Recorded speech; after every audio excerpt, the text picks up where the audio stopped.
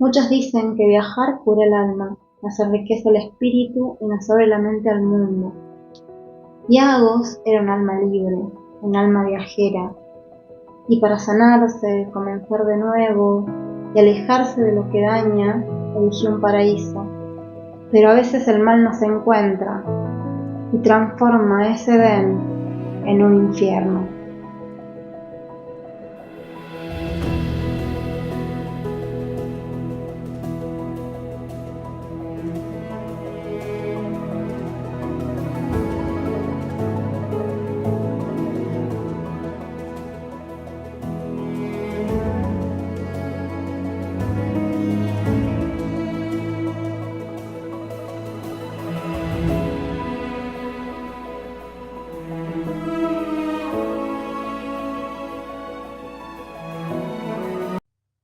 Hola mis amigos, ¿cómo están? Espero que todos se encuentren muy bien. Bienvenidos al canal, yo soy Sil y estoy muy contenta de estar nuevamente con todos ustedes por este medio, así que desde ya muchísimas gracias por su tiempo y apoyo. Les quiero recordar a aquellos que aún no están suscritos, por favor lo hagan. Y como los vengo molestando hace varios videos, les pido que por favor antes de comenzar a ver la historia del día de hoy, le den un like. Ya saben que el algoritmo de YouTube está teniendo muy en cuenta cada like para poder promocionar más un canal. Ahora sí, sin más intro, comencemos con la historia del día de hoy. Agostina Jalabert nació el 23 de marzo de 1992 en la localidad de Carmen de Patagones, en la provincia de Buenos Aires, el límite con la ciudad de Viedma, capital de Río Negro, Argentina. Hija mayor del matrimonio entre Edgardo Jalabert, secretario de Salud Municipal de Patagones, y de Carolina, quienes además eran padres de Camila y Candela. De acuerdo a sus familiares y amigos, Agos era una persona sociable, alegre, creativa y talentosa. Tiene un alma emprendedora y amaba viajar. Era muy buena con el diseño, las manualidades y la decoración. Agos era una mujer de muchas inquietudes y, cuando algo le gustaba, lo estudiaba. Eso la llevó a que estudiara por unos años la carrera de arquitectura y la producción de moda, la cual la llevaría a crear su propia marca. En su colegio secundario, cada primavera se proponía una temática, por el que cada curso debía decorar la puerta de ingreso al aula, y esa responsabilidad, recuerdan sus amigas, siempre la lideraba Agostina por su creatividad y gran capacidad para dibujar. Por otro lado, era considerada como una gran anfitriona e intentaba que esos diferentes grupos de amigos se encontraran y se conocieran. Y por si esto fuera poco, era una excelente cocinera. Una de sus amigas diría que era una de las personas más maravillosas que conoció, por la libertad con la que se atrevió a vivir la vida y su espíritu de querer descubrir el mundo y las personas. Ella sentía que el mundo era su hogar. Otra de sus características más sobresalientes era su profundo amor por los animales, en especial los perros. Por eso tenía a Bruna, una pequeña perrita que la acompañaría hasta el último día de su vida, y fue justamente ese amor por los animales la que la llevó a convertirse en vegetariana. Las cosas cambiarían para este espíritu libre que era Agostina, cuando en 2020, en plena pandemia, conocería e iniciaría una relación sentimental con Juan Manuel Reverter, un informático oriundo de la ciudad de Viedma y unos pocos años mayor que ella. A la familia de la joven el sujeto nunca les terminó de caer bien, lo veían como alguien manipulador y muy centrado en sí mismo y en sus necesidades. Y lamentablemente no se equivocaban, ya que la relación resultó ser muy conflictiva. Agostina sufrió de violencia emocional y malos tratos. Y fue justamente la familia de la joven la que tuvo que intervenir luego de una situación violenta, de la que tuvieron que rescatar a Agostina del lugar que compartía con Juan Manuel. Fue luego de ese episodio y gracias a la total contención y apoyo de la familia que la joven terminó su relación en marzo del 2021. Con el tiempo y terapia, Agostina logró sanar y retomar el control de su vida. Allí realizó su primer viaje a Playa del Carmen, un paradisíaco lugar turístico perteneciente al estado de Quintana Roo. En ese lugar Agos siguió su carrera de modelo e influencer y le iba muy bien. De hecho, se quedó por casi un año en Playa del Carmen hasta que decidió regresar a Argentina en 2022, donde se quedó solo unos meses para luego regresar a México en septiembre del 2022 para continuar con su nueva vida en Playa del Carmen. Allí consiguió trabajo rápidamente, realizaba publicidades, presencias y modelaje. Estaba muy ilusionada y de alguna manera viviendo sus sueños. Durante todo ese tiempo, de acuerdo con la familia de la joven, ella no volvió a tener contacto ni saber nada de su exnovio Juan Manuel. En Playa del Carmen, Agostina vivía en el complejo Paseo del Real, Paseo de los Olivos, en un departamento de 2 dormitorios.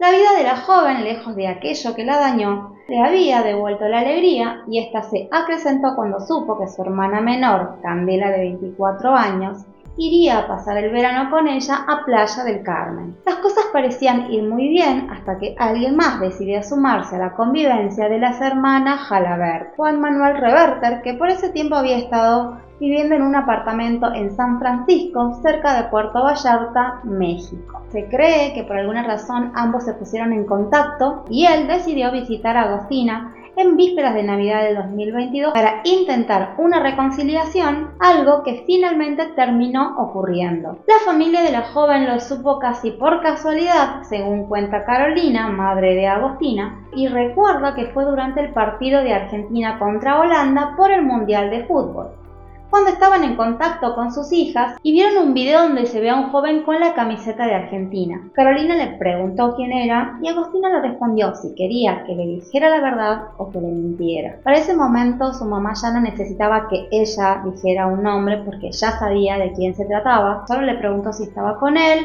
Ella le respondió que sí y Carolina solo le dijo que esperaba que esta vez pudiera manejar la situación porque ella no se había olvidado de lo que él le hizo. A lo que Agostina respondió que ella tampoco lo había olvidado. De acuerdo con Carolina, en ese momento no hubo señales negativas o de preocupación. Solo supieron que Agostina se había alejado un poco de las amigas y estaba trabajando menos. Si bien tanto ella como Edgardo, papá de Agostina, no estaban de acuerdo con la relación de su hija con ese sujeto, no imaginaron jamás que algo terrible pudiera pasar. Y además los tranquilizaba el hecho de que Candela estuviera allí con su hermana. Edgardo comenta que cuando él solía preguntarle a su hija por su perrita, ella solía enviarle fotos de Bruna con Juan Manuel, y él dice que ni siquiera por respeto le salía a saludarlo al sujeto. Sin embargo, los problemas de la pareja no tardaron en aparecer y se precipitaron 3 días antes del hecho, al parecer debido a que Agostina había descubierto una infidelidad por parte de su novio. Inclusive Candela se enfrentó a él y le puso los puntos por la manera en la que estaba tratando a su hermana, e incluso envió audios a sus padres contándoles de la situación. La última comunicación que tuvo Agostina con su madre fue el 17 de febrero del 2023, es decir, horas antes del hecho. En esa charla que se dio por medio de WhatsApp, se notaba a una Agostina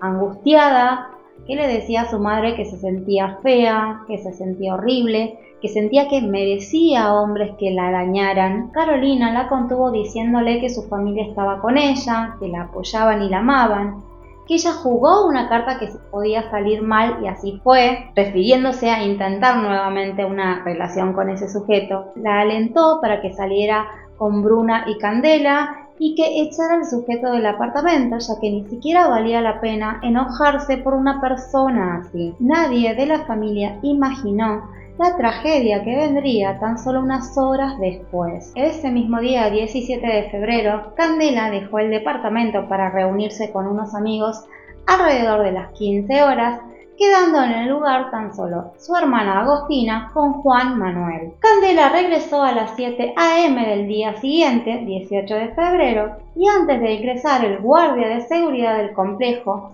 le informó que su hermana recibiría multas, ya que 2 vecinos se habían quejado de peleas, gritos y disturbios durante la madrugada, y que por esa razón llamaron a la policía en 2 oportunidades, quienes al parecer se presentaron en el lugar. Y acá voy a hacer un paréntesis porque no hay información sobre si la policía llegó a hablar con Agostina o con Juan Manuel o si solo se presentó en el edificio. Quizás todavía no se dio a conocer esta información porque la causa sigue en proceso de investigación. Luego de hablar con el guardia, Candela se dirigió al departamento de su hermana, pero cuando introdujo el código de la cerradura digital, la puerta no abrió. Hizo varios intentos y el resultado fue el mismo, lo que daba a pensar que alguien había cambiado el código por alguna razón. En ese momento Candela le comenta la situación a la familia mientras comenzó a golpear la puerta, tocar el timbre. También llamó al celular de su hermana, al de Juan Manuel, sin embargo nadie respondió. Y finalmente, luego de 15 minutos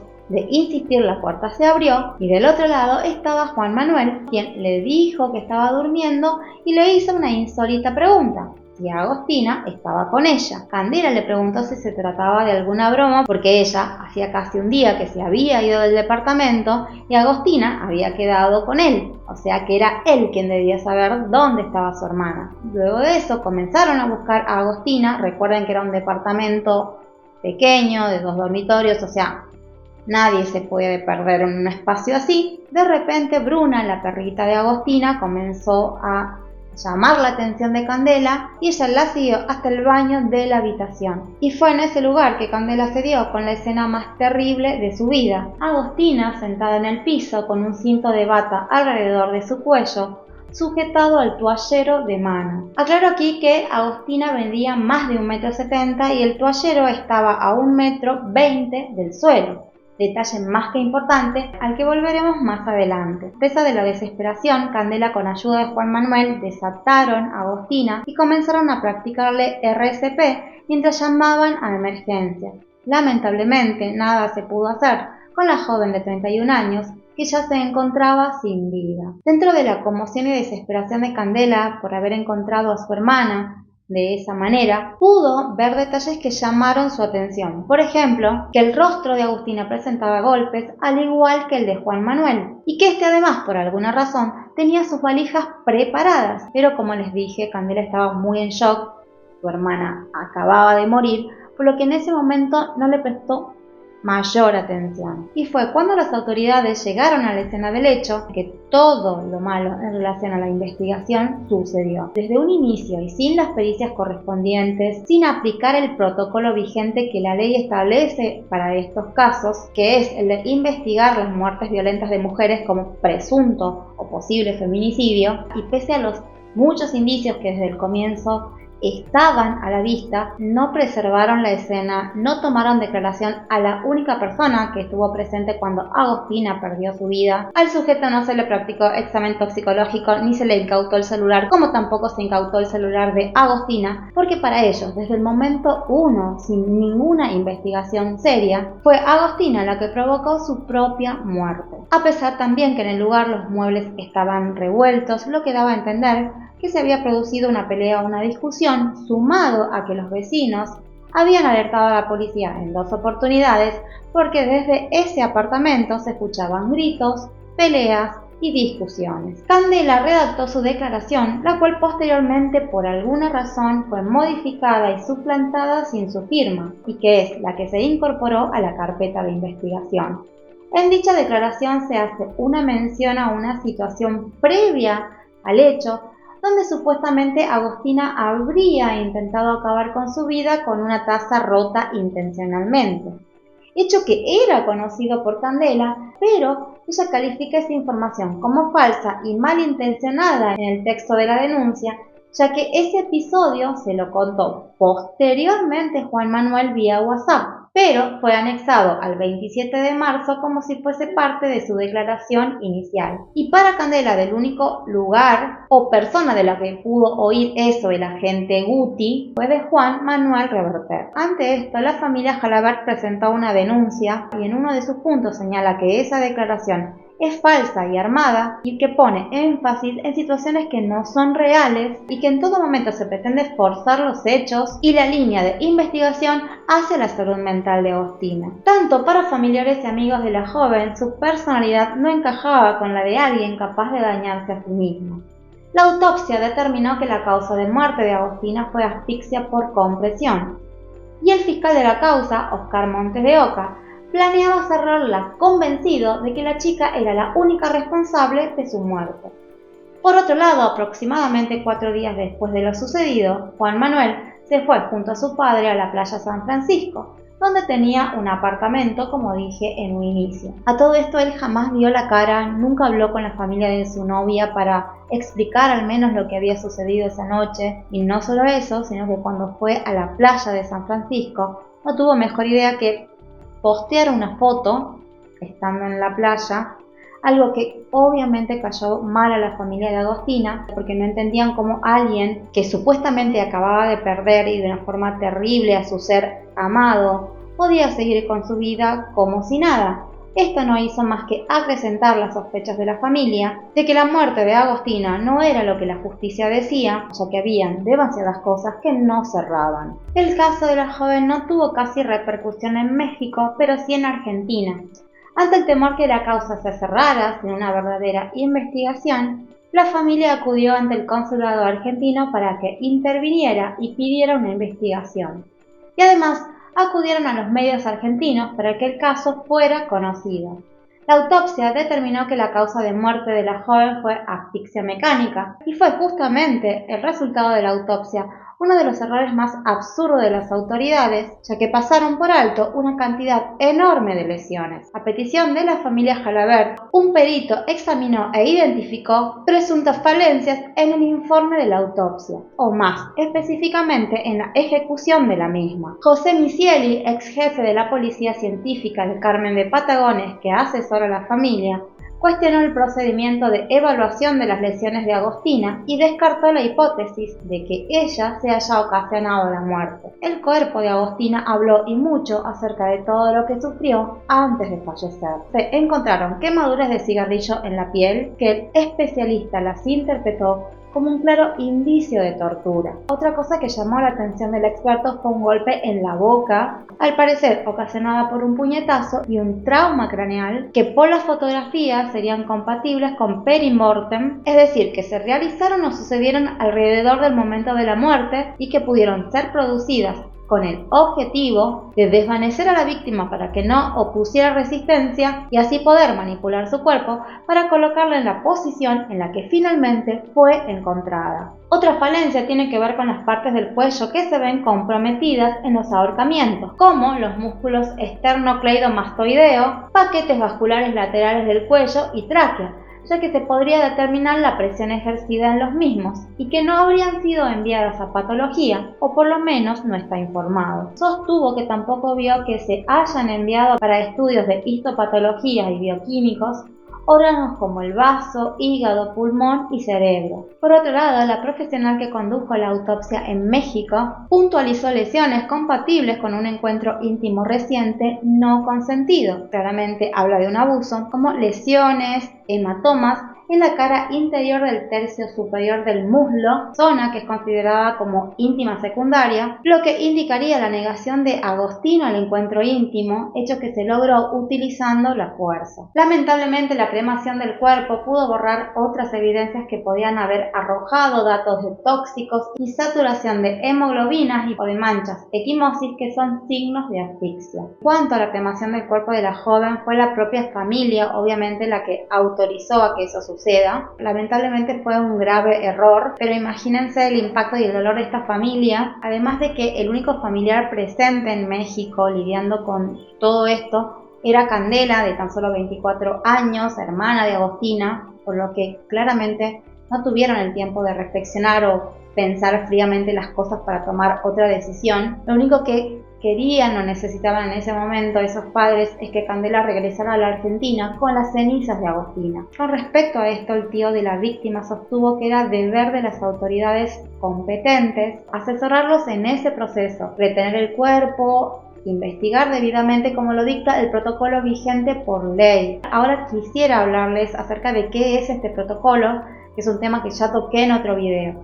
Este es un modelo de protocolo latinoamericano de investigación para muertes violentas de mujeres por razones de género, y tiene como objetivo apoyar a las instituciones pertinentes con un instrumento práctico para abordar la investigación vigente por ley en América Latina y el Caribe. Este plantea de una perspectiva integral, incluyendo el conocimiento de múltiples disciplinas como el derecho, la sociología, medicina forense y criminalística, y ofrece directrices para el desarrollo de una investigación penal eficaz. en conformidad con las obligaciones internacionales suscritas por los estados. Este fue elaborado en 2014 por la ONU Mujeres y por el Alto Comisionado de las Naciones Unidas para los Derechos Humanos. Este se debe aplicar sistemáticamente en todos los casos donde haya una muerte violenta de mujeres, ya que detrás de la misma puede existir un feminicidio, aunque al inicio no haya sospecha de criminalidad. Uno de los ejemplos o tipos de muertes en lo que debe aplicarse es justamente en el caso de Agostina, el cual puede ser consecuencia de violencia previa u ocultar un homicidio, o puede ser un argumento para no investigar los hechos. Además, si sumamos la discusión previa escuchada por los vecinos, los antecedentes de violencia en la pareja, los golpes que presentaba el cuerpo, que la única persona que estaba con Agostina al momento de su muerte era su pareja, las lesiones en la cara de Juan Manuel y muchos etcétera y etcétera más. En resumen, este protocolo permite una investigación profunda, paso a paso, para evitar que pruebas o evidencias importantes para llegar a la verdad se pierdan. Otro punto a destacar es la manera en la que fue encontrada, que fue colgada de un toallero que medía 1,20 m,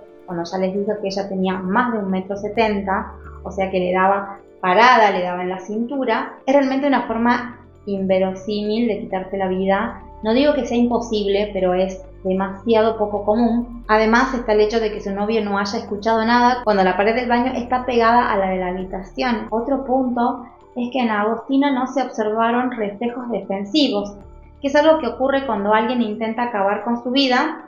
El instinto de preservación actúa para, obviamente, intentar salvarse. En este caso, el reflejo hubiese sido el de pararse, que claramente lo podía hacer, pero no lo hizo. Y ahí nos preguntamos por qué. Porque existe la posibilidad de que no pudiera hacerlo, ya sea porque estaba inconsciente por esa lesión que recibió en la cabeza. Además, la autopsia misma dice que esas lesiones son concomitantes al momento de la muerte, es decir, que tienen una estrecha relación de tiempo entre las agresiones y el momento del fallecimiento. Sigamos con los indicios. ¿Por qué se cambió la clave de la cerradura de entrada y quién lo hizo? Se cree que se pudo haber hecho desde adentro. Hay una teoría que escuché por parte de un periodista argentino que me pareció interesante, de que quizás la persona que estaba con Agostina lo hizo por si Candela regresaba antes de lo previsto y la escena no estaba preparada. Como vemos, hay demasiados indicios como para que las autoridades actuaran con esa ligereza o esa indiferencia y no se les generara ni la más mínima duda. Además, de acuerdo con el padre de la joven, ella no padecía depresión, como señala la fiscalía. Al contrario, ella se sentía bien y disfrutaba de su vida en Playa del Carmen. Y para él, la fiscalía, consciente de sus propios errores, simuló que fue ella quien se ocasionó la muerte, algo que lamentablemente llega a suceder a menudo, de hacer pasar casos de feminicidios por otra cosa. Ya saben a qué me refiero, no puedo decir la palabra porque a YouTube no le gusta. Muchas veces en beneficio del propio fiscal, de resolver casos rápidamente y así ganar reconocimiento y ascenso. Por esa razón, la familia presentó una amplia denuncia en contra del agente de policía de investigación Jacobo Ramírez como probable responsable de los delitos de omisión, obstaculización de la investigación y falsedad de documentos públicos, contra la fiscal del Ministerio Público Irlanda Ramírez, quien originalmente llevó el caso, el vicefiscal José Rosillo y el propio fiscal general Oscar Montes de Oca. En una entrevista realizada en mayo del 2023, dijo que para él, pericial y materialmente, Agostina acabó con su vida y que no hay indicios de que alguien lo haya hecho materialmente. Agregó también que si había violencia en la pareja, quizás fue inducida o auxiliada para hacerlo. Es decir, en resumen, él sigue creyendo que la responsable es Agostina. Para el tío de la víctima, este fiscal sigue haciendo caso omiso de las señales de torturas encontradas en el cuerpo de Agostina, así como de otros innumerables indicios. Ante la denuncia de la familia, Montes de Oca sostuvo que si bien hubo una mala recolección de evidencias, de indicios, eso no impacta en el hecho en general, y agregó que no es el primer caso donde hay omisiones de algún fiscal o elemento de la policía que no hacen bien su trabajo, pese a que se los capaciten, y que a veces dejan cosas sueltas. Aquí voy a hacer una apreciación personal. ¿Cómo un fiscal puede decir algo como esto con tanta liviandad, teniendo en cuenta que es una persona que está en ese puesto para llegar a una verdad? Claramente Se pueden cometer errores porque no dejan de ser personas, pero los errores en este caso fueron altamente groseros. Se equivocaron en cosas básicas que hasta el menos capacitado podía llevarlas a cabo, como recolección de evidencias, preservar la escena de un hecho. Indicios en este caso había de sobras. Alerta de los vecinos a la policía por gritos y discusiones, una joven sin vida de manera inusual, el código de la cerradura cambiado, muebles removidos del lugar, antecedentes de una relación violenta, la manera en que la víctima fue encontrada sin vida y el hecho de que la única persona que estaba con ella cuando esto sucedió era su pareja sentimental. Y ni mencionemos que ella tenía golpes en la cara, él también. Aquí claramente 2 más 2 son 4, pero a ellos o no les interesó o no les importó verlo. Lamentablemente, esos errores pueden llevar a que una verdad se pierda y que una persona responsable de un hecho tan terrible siga libre caminando por las calles. Otro de los errores groseros fue el del agente Gutu por su manifiesta intencionalidad de beneficiar al supuesto responsable, agregando a la causa una declaración que Candela no dio y que parece haber sido redactada por el abogado del presunto sospechoso. En la denuncia también consta que no fue sino hasta que la abogada de la familia, la doctora Bettina Teuli, solicitara el 9 de abril que el asunto se investigara como feminicidio, que eso no se cumplió, pese a que con anterioridad ya la Comisión Nacional de los Derechos Humanos se lo pidió al vicefiscal en marzo. De hecho, los funcionarios intervinientes hicieron todo lo contrario a lo que aconseja el protocolo, es decir, que no aplicaron lo que la ley dicta en estos casos. No demoraron a las personas, no se le tomó declaración minuciosa sobre los hechos, no preservaron el lugar, dejaron que Juan Manuel no solo se llevara su celular, sino también el de Agostina, que jamás fueron periciados, perdiéndose de esa manera quizás muchos datos relevantes, entre otros muchos errores. Lo único que hicieron y muy bien fue centrarse en las características personales de la víctima, obviamente revictimizándola. A Juan Manuel se le tomó declaración pero a 3 días de los hechos y tratando el caso como si Agostina fuera la responsable. Hasta el día de hoy lo que dijo en esa declaración este sujeto no se dio a conocer. Debido a los desastrosos primeros pasos en esta investigación, el fiscal general de Quintana Roo, Montes de Oca, debió renunciar y la causa fue derivada a una fiscalía orientada en violencia de género, donde se realizó el cambio de carátula a presunto feminicidio. El 8 de marzo del 2023, a través de un vivo del que participaron los padres de Agostina, la abogada que los representa y el colectivo Siempre Unidas, dieron a conocer varios datos del caso, como el de la reclasificación de la causa como feminicidio. En esa conferencia, la familia reveló que 2 años antes habían rescatado a Agostina de un hecho violento que tuvo estando en relación con el presunto sospechoso y que tras ese episodio la joven puso fin a la relación. Por otro lado, Carolina reveló ante medios argentinos que desde el primer momento sospechó del novio de su hija. Contó que el día del hecho él la llamó al mediodía y ella le dijo que él había regresado para dañarla y que ese sería un karma que lo llevaría toda la vida. De acuerdo con Carolina, el sujeto nunca se defendió de su acusación, sino que se quedó callado, haciendo un leve lloriqueo. Luego de eso, desapareció. La familia, en especial el tío de Agostina, intentó varias veces comunicarse no solo con Juan Manuel, sino también con su familia, para solo saber lo que había pasado ese día, hasta que en una oportunidad los padres del sujeto accedieron a tener una comunicación vía Zoom en la que estaría presente Juan Manuel. Es más, se pactó día, horario. Sin embargo, esto nunca llegó a suceder porque ellos jamás dieron la cara, y ese silencio para el tío de Agostina los condena. Desde el día de los hechos hasta ahora, Juan Manuel continúa con su vida en libertad. Quiero aclarar antes que nada que este sujeto es inocente hasta que se demuestre lo contrario. A 7 meses del hecho, Camila, la hermana del medio de Agostina, se cruzó con el sujeto cuando viajaba en autobús. De acuerdo con ella, ese encuentro le ocasionó muchísima angustia, tanta que no podía respirar. Era la primera vez que alguien de la familia veía al sujeto luego de la muerte de Agostina. Ella contó que ese fugaz encuentro en una terminal de ómnibus removió todo el dolor de no saber qué pasó con su hermana la noche del 18 de febrero. Eso junto con la bronca por no haber podido decirle nada. Camila realizó un posteo en su cuenta de Instagram contando sus sensaciones. Son las 22:15, mi colectivo con destino final a La Plata ingresó a la terminal de Bahía Blanca para subir pasajeros. Y ahí lo veo a él, el femicida de mi hermana, vestido de rojo, peinadito y con una tabla de surf hablando con un policía.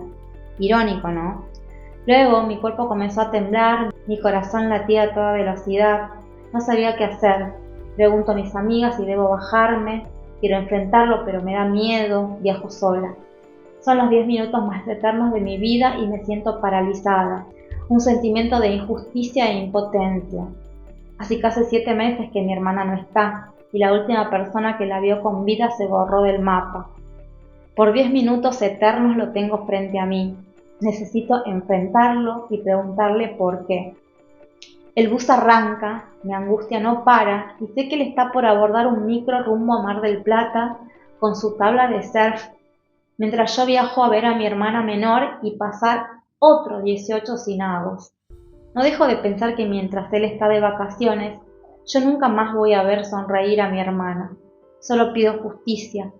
¿Cuánto más voy a tener que esperar? Algo personal tiene que ver que cuando leí por primera vez el posteo de Camila, me generó muchísima angustia porque me la imaginé en ese lugar con todo lo que ella relata, viendo a esa persona ahí, no sabiendo qué hacer, esa parálisis. No sé, en fin, fue como muy fuerte para mí. Realmente debe haber sido muy fuerte para ella. De acuerdo con la Fiscalía de México, como el proceso de investigación no finalizó y por ende no pueden afirmar que se trató de un feminicidio, el sujeto no tiene pedido de captura y puede moverse libremente por el mundo.